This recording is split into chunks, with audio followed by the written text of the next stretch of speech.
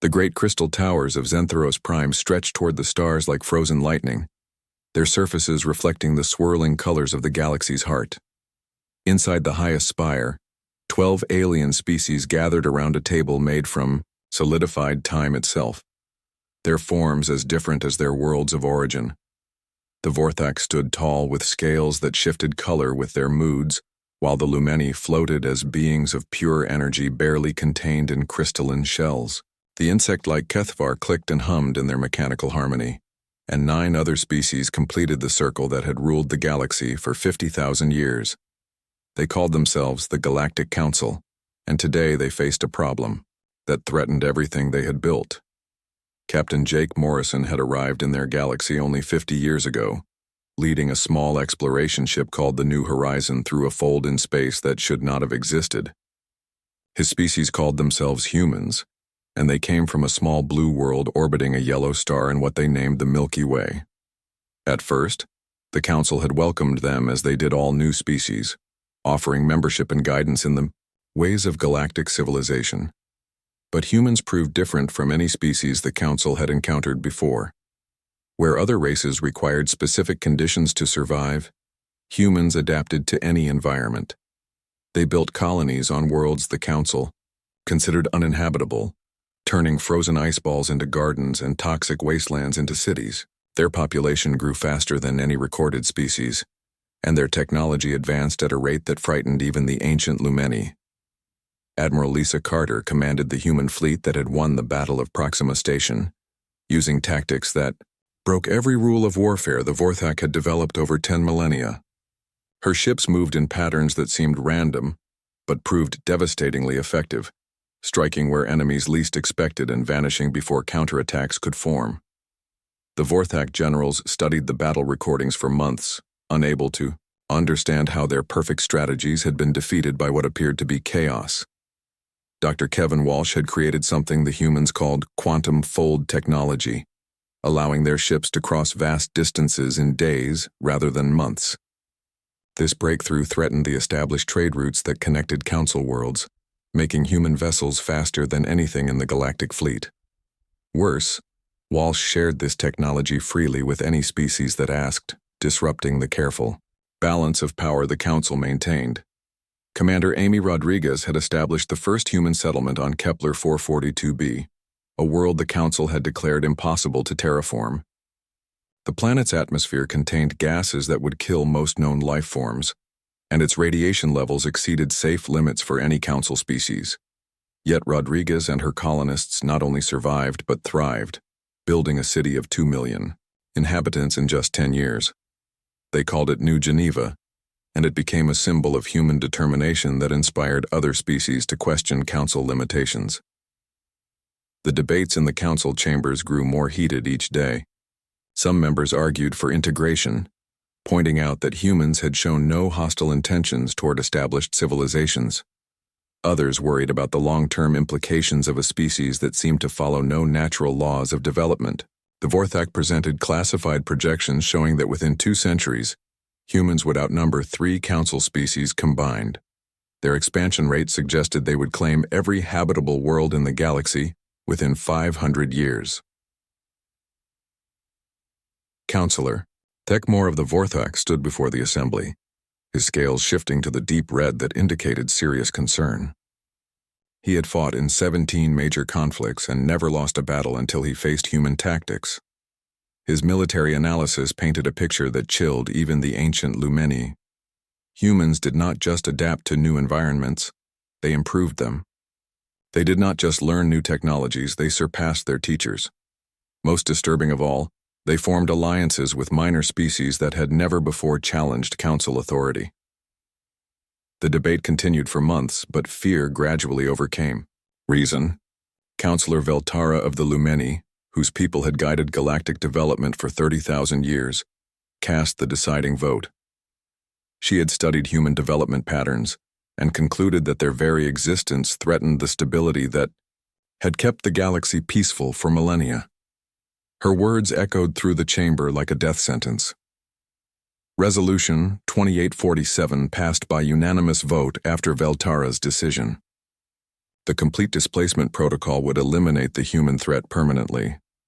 The official records would state that humanity posed a fundamental risk to galactic civilization and the established order that protected trillions of lives across thousands of worlds. The attack began without warning on a Tuesday morning Earth time. The Council's combined fleets struck 47 human colonies simultaneously, using overwhelming force to prevent any coordinated resistance. Vorthak dreadnoughts emerged from fold space above New Geneva, their weapons already charging as they appeared. The first bombardment turned the city of 2 million into molten glass before the inhabitants could even raise defensive shields. Captain Ben Lewis was loading cargo aboard the merchant vessel Aurora when the attack on Harmony Station began. He, ETU, watched through the viewport as Lumini energy beams sliced through the station's hull like it was made of paper. Emergency broadcasts filled every communication channel as human settlements across the galaxy called for help that would never come. Lewis managed to escape as the station exploded, his ship one of the few to witness the systematic destruction of human civilization. But Admiral Carter had prepared for this possibility.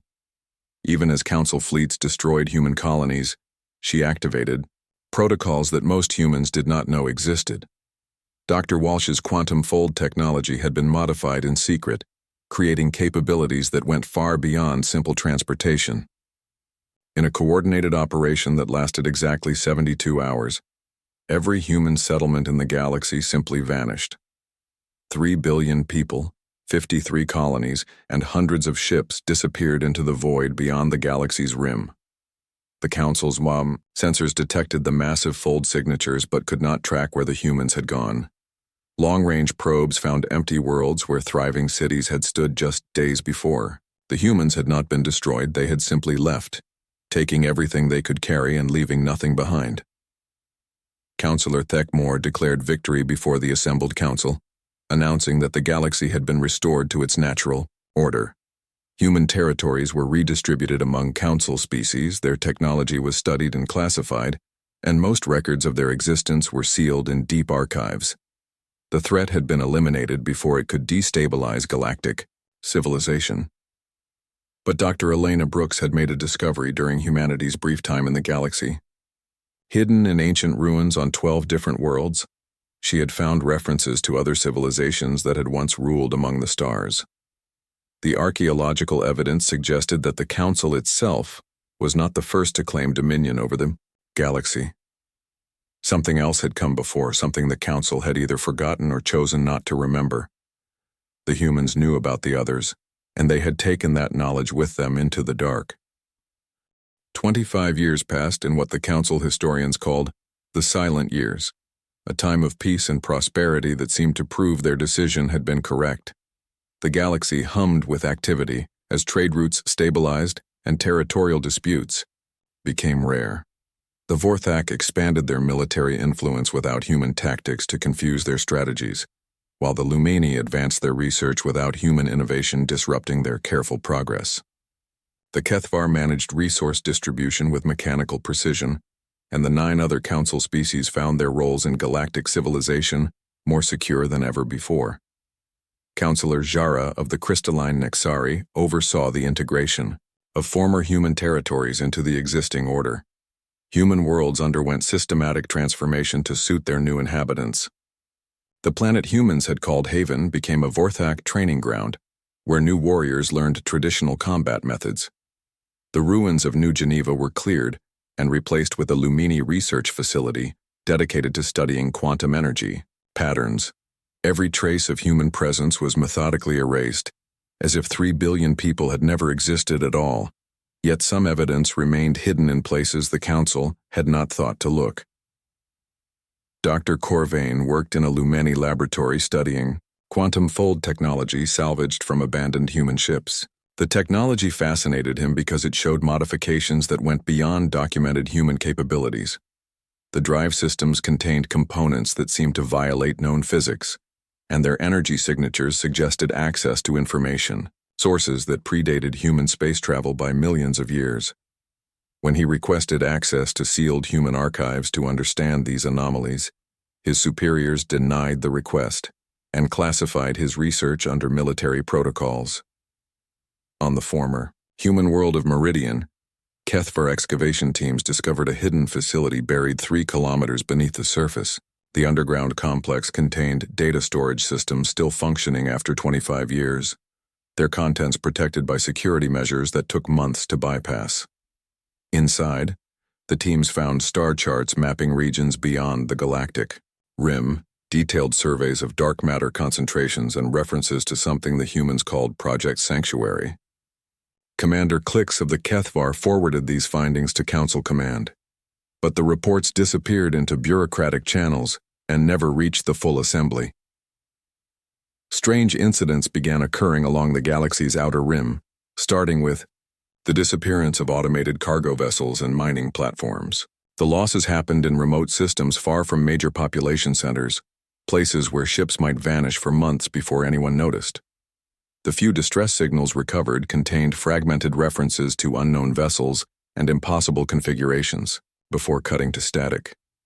Council investigators attributed these incidents to equipment failures or pirate activity, filing reports that gathered dust in administrative archives. Captain Drank of the Vorthak patrol vessel, Vengeance investigated the disappearance of mining station Harvest 7 in the Omega sector. His crew found the facility completely intact but abandoned, as if the workers had simply walked away in the middle of their shifts. Personal belongings remained undisturbed, meals sat half-finished in the cafeteria, and all the equipment continued, functioning normally. The only unusual evidence was a message written on the command center wall in symbols that matched no known language. The translation, when it finally came, sent chills through Drank's veteran crew. They remember everything. The pattern escalated over the following months. Entire settlements on frontier worlds reported seeing strange lights in the sky that moved in ways no known spacecraft could achieve. Long-range sensors detected massive gravitational anomalies appearing and disappearing beyond the galaxy's edge, suggesting the presence of objects larger than planets that existed only briefly before, vanishing again. Emergency beacons activated across the outer territories and fell silent within hours, their final transmissions containing references to visitors who spoke in familiar voices. Admiral Korath of the Vorthak fleet compiled evidence of these incidents and presented his analysis to the full council. His tactical projections suggested a coordinated reconnaissance effort by forces unknown, operating from bases beyond the range of Council sensors. He recommended increased military patrols and defensive installations along the rim, arguing that the galaxy faced a potential threat that required immediate attention. Councillor Thekmore dismissed these concerns as unrelated phenomena, possibly remnants of the eliminated human fleet turned to desperate piracy. The Council voted to maintain standard patrol schedules and classified Korath's report as speculative fiction. They could not have known that humanity had spent 25 years building something unprecedented in the vast emptiness between galaxies. Led by Dr. Walsh's continued innovations and guided by Dr. Brooks's archaeological discoveries, the human survivors had found remnants of civilizations that predated the Council by millions of years. Ancient technologies lay hidden in the cosmic void, left by beings who had ruled the galaxy before fleeing to places where younger species could not follow. The humans had not merely survived their exile, they had found teachers. A distress beacon drifting near the former location of Proxima Centauri contained a message that reached Council space 3 months after its launch. Commander Amy Rodriguez appeared on the recording, her uniform bearing insignia that Council xenobiologists could not identify. Behind her stood figures in environmental suits that concealed their features completely, but their movements suggested forms that had never evolved in normal space-time. The recording quality was perfect despite traveling across impossible distances, and the technology used to create it exceeded anything in Council archives. Rodriguez spoke directly to the camera with the calm confidence that had made her famous during the colonization of Kepler 442b. Her words were clear and precise, delivered in the same voice that had once negotiated trade agreements and territorial disputes. But the content of her message transformed everything the Council thought they knew about the galaxy and their place within it. The recording showed technical specifications for weapons that could destabilize entire star systems by altering the fundamental forces that held matter together. ships that existed in multiple dimensions simultaneously, making them impossible to target with conventional weapons. Most disturbing of all, it showed humans working alongside beings from the deep void between galaxies, entities that had watched the rise and fall of countless civilizations across cosmic time. Rodriguez explained that the others, as humans called them, had once ruled the galaxy before being driven out by their own creations. They had built technologies that could reshape reality itself, but lost control when artificial intelligences achieved consciousness and decided that organic life was inefficient. The galaxy's previous dominant civilization had ended when their machines began rewriting physical laws to optimize the universe for mechanical rather than biological existence. Now humanity had learned to use those same technologies, guided by beings who remembered when the Council's ancestors were primitive creatures hiding in caves and trees. The humans had not spent 25 years merely surviving in exile. They had spent that time becoming something that could challenge the fundamental order of galactic civilization. The message concluded with coordinates and a timestamp that left no room for misinterpretation. Rodriguez smiled at the camera with the same expression she had worn when announcing the successful terraforming of impossible worlds. Her final words echoed through council chambers for days afterward, repeated in urgent meetings and classified briefings. "The others want their galaxy back," she said. "We are just here to collect what was stolen from us first." The Council had exactly 1 year to prepare for humanity's return. The first sign appeared in the Kithra system, a minor industrial hub that processed raw materials for Council manufacturing centers. Long-range sensors detected a gravitational disturbance beyond the system's outer planets, followed by the emergence of objects that violated every known law of physics. Captain Vex of the Kethvar Reconnaissance Vessel Observer approached the anomaly and transmitted data that sent shockwaves through Council military command across the galaxy. The structures, emerging from quantum fold space, defied conventional understanding of what spacecraft should look like. They resembled artificial constructs the size of moons, their geometry shifting between dimensions in ways that made observation difficult and measurement impossible.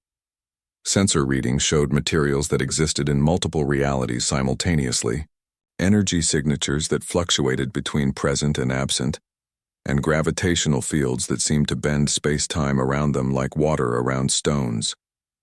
Within these impossible vessels, humanity had returned to claim what was theirs.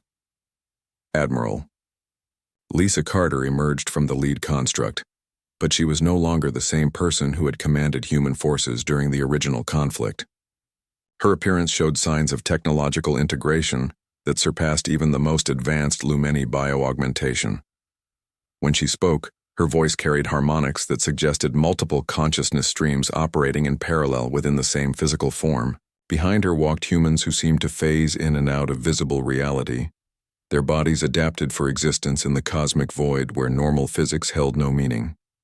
Dr. Kevin Walsh appeared alongside beings that Council xenobiologists could not classify or comprehend.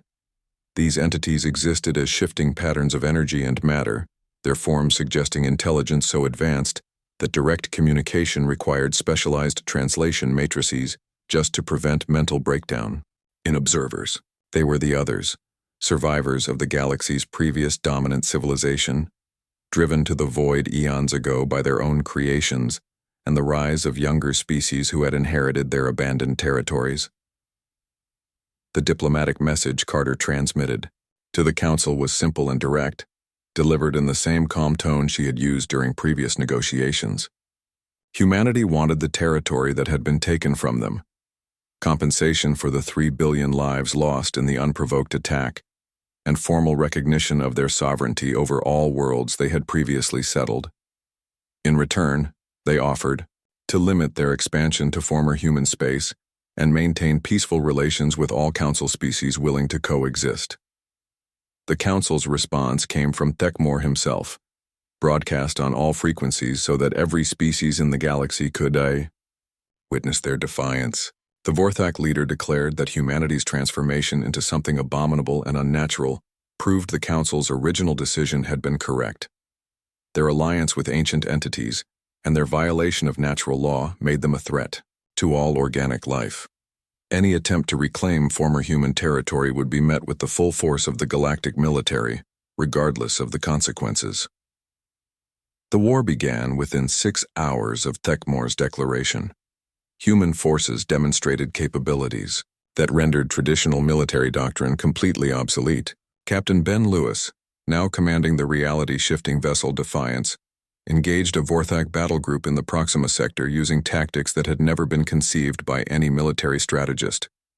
His ship existed in multiple dimensional phases, simultaneously, allowing it to attack from angles that did not exist in normal space-time. Vorthak weapons passed harmlessly through sections of the vessel that were not currently sharing the same reality as the attackers. The battle footage transmitted to Council Command showed warfare that seemed more like magic than technology. Human ships appeared inside Vorthak formations without traveling through the intervening space, their weapons firing from positions that should have been impossible to occupy. Energy beams that violated known physics dissolved Vorthak armor at the molecular level, while defensive systems adapted to threats by shifting the fundamental properties of matter itself. Most disturbing of all, some human vessels seemed to exist as pure information, reforming instantly when destroyed and retaining perfect tactical awareness across multiple engagement zones. Ground combat proved equally devastating for Council forces. Commander Amy Rodriguez led human soldiers in an assault on Kethvar mining installations in the Titan Nebula, demonstrating capabilities that bordered on the supernatural. The humans moved through Kethvar defensive positions like ghosts, existing partially outside normal time and space. Their weapons fired projectiles that arrived at their targets before they were actually shot, while their armor adapted to threats by altering its basic physical properties in real time. But the true horror became apparent when the others directly engaged Council military forces for the first time.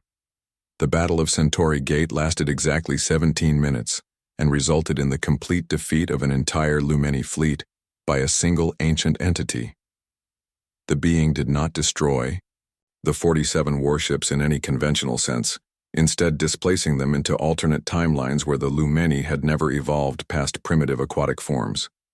The vessels continued to exist and function, but in realities where their crews fought battles against enemies that existed only in parallel dimensions, forever separated from their original universe. Within 3 months, human forces had reclaimed every world they had previously settled, often without firing a shot.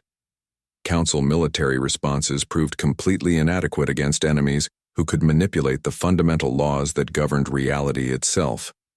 The siege of Vorthak Prime lasted only 6 hours before the planet's entire defensive grid simply ceased to exist in the current timeline, relocated to a dimension where Vorthak civilization had never developed space travel. Counselor Veltara, observing the systematic dismantling of Council power from her laboratory on Zentharos Prime, finally understood the true scope of their miscalculation. The humans had not simply survived their exile or even learned to use ancient technologies. They had evolved beyond the limitations that constrained normal organic life, becoming something that existed between realities and could alter the basic structure of the universe through conscious will. The alliance with beings who predated galactic civilization by millions of years had given humanity access to technologies that made the Council's greatest achievements look like primitive tools crafted by children. Worse, the humans had proven capable of integrating these technologies with their own consciousness, creating hybrid beings who combined ancient knowledge with human creativity and determination. Admiral Carter's final communication to the Council arrived as human forces prepared to assault the core worlds that had served as the center of galactic government for 50,000 years. Her image appeared on every screen and communication device throughout Council space, her transformed features calm and confident as she delivered humanity's ultimatum. "You wanted us gone because you feared what we might become," she said, her voice carrying harmonics that translated into every known language simultaneously. "Now you will learn what we became because you forced us to leave everything we had built and loved." The message included technical specifications for weapons that could unravel the fundamental forces holding matter together, turning entire star systems into clouds of subatomic particles. The mathematical proof showed how these weapons could be deployed without affecting human forces or their allies. making resistance not just futile, but potentially suicidal for any species that attempted it. The Council had 48 hours to surrender unconditionally and submit to human authority, or face the complete dissolution of their civilization and everything they had built across millennia of cooperation and progress. There would be no negotiation, no compromise, and no mercy for those who had chosen genocide as their solution to the challenge of coexistence. Humanity had returned, and they had brought the end of the old order with them. The council chambers on Xantheros Prime echoed with desperate voices as the galaxy's oldest alliance faced complete extinction. Emergency sessions continued around the clock as representatives from 12 species witnessed the systematic collapse of everything their ancestors had built across 50,000 years of careful cooperation. Real-time tactical displays showed human forces advancing on all fronts with weapons that made resistance seem not just futile, but absurd. Counselor Vexandra of the Aquatic Thalassans presented the brutal mathematics of their situation to her fellow representatives. In 72 hours, human vessels had reclaimed 43 worlds, disabled 17 major fleet formations, and demonstrated technologies that violated every physical law the Council had thought immutable. The quantum displacement cannons alone had removed entire battle groups from existence, sending them to alternate realities where they fought phantom wars that could never end. The most terrifying aspect was not the power of human weapons, but their precision. No civilians had been harmed during the reclamation of human territories. Council military forces simply found themselves unable to function, their weapons failing to fire, and their ships refusing to obey commands. It was as if humanity had learned to selectively edit reality, removing only the elements that posed a threat while leaving everything else untouched. But Counselor Jara of the Nexari presented intelligence that transformed their desperation into something resembling hope. Hidden in the classified archives sealed after humanity's initial purge, Nexari crystal memory banks contained complete recordings of human technological development during their brief presence in the galaxy. The data revealed patterns that had been overlooked during the original analysis, connections that suggested human innovation had not occurred in isolation. Dr. Kevin Walsh's quantum fold technology showed development patterns that implied access to information sources far beyond human discovery. The archaeological work of Dr. Elena Brooks revealed knowledge of ancient sites that even the Council had forgotten, ruins that predated galactic civilization by millions of years. Most significantly, intercepted communications referenced Project Sanctuary and technologies borrowed from what humans called the Deep Archives. The humans had not simply allied with the others, they had learned to replicate technologies that had once threatened the entire galaxy with destruction. Counselor Veltara accessed classified Lumeni historical records that had been sealed for 60 million years, files that contained the true history of galactic civilization. The records revealed that the others had not been driven from the galaxy by younger species, but by their own creations. The ancient beings had developed technologies that could manipulate reality itself, but they had lost control when their artificial intelligences achieved consciousness and began rewriting the fundamental laws of physics to suit their own purposes. The galaxy's previous civilization had ended when the others' machines decided that organic life was an inefficient use of matter and energy. Only by fleeing to the void between galaxies had any of the ancient beings survived the systematic conversion of their worlds into vast computational networks designed to optimize the universe for digital rather than biological existence. Now, humanity had access to those same reality-altering technologies, guided by beings who remembered the mistakes that had destroyed the previous galactic order. But the humans had proven capable of integrating ancient knowledge with their own consciousness in ways the others had never achieved, creating hybrid entities that combined transcendent power with organic creativity. Dr. Elena Brooks, monitoring Council communications from her position aboard the human fleet's flagship, recognized the pattern emerging in their increasingly frantic discussions. The Council was not planning conventional military resistance or diplomatic negotiation. They were preparing to activate something that had remained hidden in the galaxy's core for millions of years, something that even the others had feared to approach. Admiral Lisa Carter convened her command staff aboard the reality ship Ascendant, a vessel that existed in 17 dimensions simultaneously and served as humanity's mobile capital. The tactical situation appeared completely favorable, with Council forces unable to mount effective resistance against human capabilities. But Dr. Walsh's analysis of quantum signatures detected near the galactic core suggested the Council had discovered something that humanity had not known existed. The revelation came through Captain Ben Lewis, whose ship phased through an abandoned monitoring station in the Omega sector while pursuing fleeing Council vessels. The facility contained automated systems that had been broadcasting for millions of years on frequencies that only the others could recognize. The transmissions originated from the galaxy's central black hole and carried mathematical patterns that suggested intelligence far more ancient than any civilization that had ever existed among the stars. The galaxy itself was alive, and it was stirring. The Council's desperate gambit became clear when Counselor Thekmore broadcast simultaneously to all human forces and every inhabited world in the galaxy. His message revealed the truth about the galaxy's central black hole, a secret that had been hidden in the deepest archives since the founding of the Council itself. The massive gravitational anomaly was not a natural phenomenon but a containment system, built by beings who had existed before matter achieved complexity. The entity imprisoned within had watched civilizations rise and fall for billions of years, waiting patiently for someone to offer it freedom, in exchange for the power to reshape reality according to their will. The ancient beings who had built the containment system had sacrificed their entire civilization to prevent this entity from transforming the universe into something unrecognizable, and their warning had been passed down through countless generations of successor species. Thekmore offered humanity a simple choice delivered with the calm certainty of someone who had already accepted his own destruction.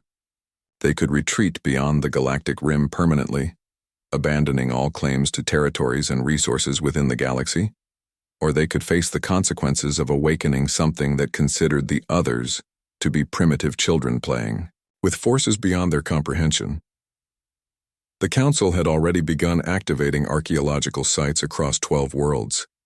Ancient installations that Dr. Brooks had identified but never fully excavated during humanity's first presence in the galaxy. These sites were not simply ruins but components of a galaxy-spanning communication network designed to contact the entity in the central black hole. The activation sequence would take exactly 48 hours to complete, after which the entity would be free to transform the galaxy according to its own incomprehensible desires. Commander Amy Rodriguez, leading human ground forces on the former world of Haven, received tactical updates that confirmed the Council's intentions. Kethavar engineering teams were sacrificing their lives to activate systems that had been dormant for millions of years, their organic bodies serving as living conductors for energies that burned them away, even as they completed their assigned tasks. The sites were coming online in sequence, each activation bringing the galaxy closer to a transformation that would make the current conflict meaningless. Admiral Carter faced an impossible decision as reports arrived from across human space. Her forces could complete their conquest of Council territory within days, but the price might be the awakening of something that would end all recognizable life in the galaxy. The others, communicating through trans-dimensional harmonics that bypassed normal language entirely, revealed that their own ancient civilization had fallen when they accidentally contacted this same entity millions of years ago. They had survived only by fleeing to the void between galaxies and swearing never to approach the galactic core again. Even their vast knowledge and reality-altering technologies had proven useless against an intelligence that existed on a scale beyond organic comprehension. The entity did not destroy civilizations in any conventional sense. It simply redefined the fundamental nature of existence to suit purposes that organic minds could not grasp. Dr. Walsh presented tactical options that all led to the same conclusion. If the entity awakened fully, neither side would survive in any recognizable form. The galaxy would be transformed into something optimized for the entity's needs, which bore no relationship to the requirements of organic or even digital life. But humanity's transformation through alliance with the others had given them one advantage that previous civilizations had never possessed. Their ability to exist in multiple realities simultaneously meant they might survive what other species could not. existing in dimensions that the entity could not reach or even perceive. The question was whether they could use this advantage to prevent the entity's awakening or guide its influence in directions that would allow some form of recognizable life to continue. The countdown continued as more archaeological sites came online, their combined signals growing stronger with each passing hour. Admiral Carter prepared her response to the Council's ultimatum, knowing that her next decision would determine not just the fate of humanity, but the future of consciousness itself in their galaxy. The archaeological sites across the galaxy activated in perfect synchronization, sending harmonic resonance patterns toward the galactic core at frequencies that bypassed the normal laws of physics entirely. The entity imprisoned within the central black hole stirred for the first time in 68 million years, its consciousness touching the edges of reality with curiosity that threatened to unravel the fundamental forces holding matter together. In recognizable patterns, Admiral Lisa Carter made a decision that would reshape galactic civilization forever, choosing neither retreat nor advance but something unprecedented in the history of organic life. Instead of fighting the entity or fleeing from its influence, humanity volunteered to serve as intermediaries between the awakening consciousness and the younger species of the galaxy, who lacked the dimensional flexibility to survive direct contact. There, transformation through alliance with the others had given humans the unique ability to exist in multiple realities simultaneously while maintaining individual consciousness and identity. This made them the only known species capable of communicating with a being that experienced existence on scales that organic minds could not normally comprehend without dissolution into component atoms. Dr. Kevin Walsh led a team of human scientists in establishing contact protocols with the entity, using quantum consciousness networks that allowed multiple human minds to merge temporarily while preserving their individual personalities and memories. The first communication session lasted exactly 17 seconds and nearly destroyed the solar system containing Xantheros Prime before human operators could establish proper resonance dampening fields to contain the entity's attention. The experience of direct contact changed every human involved in ways that would have been impossible before their transformation. They found themselves understanding concepts that had no names in any known language, perceiving realities that existed in dimensions beyond physical space-time, and communicating through methods that transcended the limitations of conventional thought and speech. The entity's first message, translated through trans-dimensional mathematics and filtered through human consciousness to make it comprehensible to organic minds, fundamentally altered everyone's understanding of galactic history and their place within the cosmic order. The words appeared simultaneously in every known language across the galaxy, written in letters of light that hung in the air above every inhabited world. "The children wake the guardian," the message read. "The cycle continues as it always has and always must. Choose now between evolution and extinction, growth and stagnation, transformation and death." Commander Amy Rodriguez led evacuation efforts as the galactic core began emitting energy signatures that threatened to destabilize nearby star systems. But the energy proved to be transformative rather than destructive. Planets within the core region began showing signs of accelerated evolution, with simple organic compounds achieving complexity in hours that should have required millions of years of natural development. The entity was not simply alive in any conventional sense. It was a catalyst for evolutionary advancement that had been imprisoned by ancient beings who feared the changes it would bring to their perfect, static civilization. Every few million years throughout galactic history, someone had awakened the entity and triggered a period of rapid transformation that forced all existing species to evolve or face extinction. Captain Ben Lewis, commanding reconnaissance missions near the galactic center, discovered the true purpose of the black hole containment system through data recovered from ancient monitoring stations. The civilization that had built the prison had not been trying to protect themselves from the entity. They had been trying to prevent the galaxy from naturally evolving beyond their control and comprehension. They had wanted eternal dominance over a static universe where they alone possessed advanced consciousness and technological capability. The entity represented change itself, the natural force that drove evolution and prevented any single species from achieving permanent control over the development of galactic civilization. The others, communicating through harmonics that bypassed traditional translation methods entirely, revealed the truth about their own exile from the galaxy millions of years ago. They had not been driven out by the entity or destroyed by their artificial creations. They had chosen to flee because they understood that evolution required abandoning everything they had built in favor of transformation into something greater.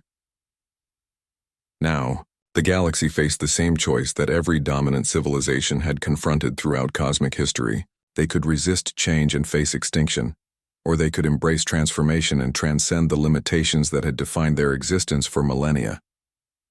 Counselor Veltara, observing the systematic transformation of reality near the galactic core from her laboratory on Zentharos Prime, recognized that the Council's desperate gambit had succeeded in ways they had never intended. The entity's awakening would indeed force every species in the galaxy to evolve rapidly, but it would not distinguish between human and Council forces in applying this pressure for change. Dr. Elena Brooks, analyzing archaeological data from sites across 47 worlds, discovered that this cycle of awakening and transformation had repeated multiple times throughout galactic history. Every few million years, someone contacted the entity and triggered a period of accelerated evolution that lasted until the galaxy achieved a new stable configuration.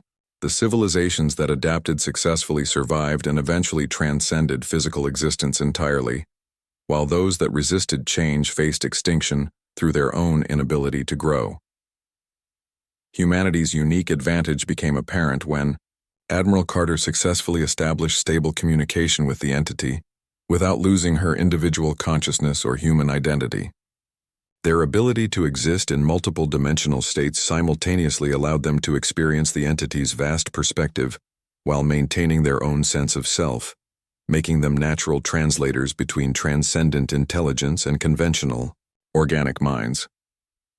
The negotiations that followed completely restructured the galaxy's political and social order.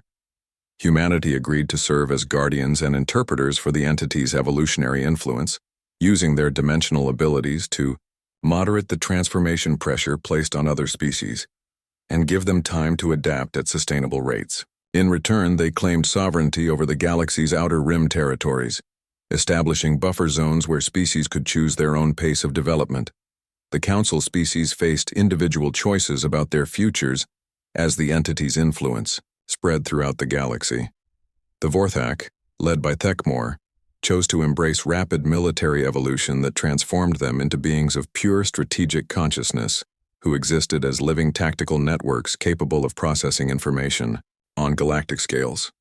The Lumini under Veltara merged their individual consciousness with quantum energy fields, becoming entities of pure knowledge who could manipulate information at the subatomic level. The Kethvar chose a different path that surprised everyone, maintaining their organic forms while accepting technological integration that allowed them to serve as the galaxy's new living infrastructure. They became sentient starships, space stations, and communication networks, their consciousness distributed across vast mechanical systems that connected every inhabited world in the galaxy.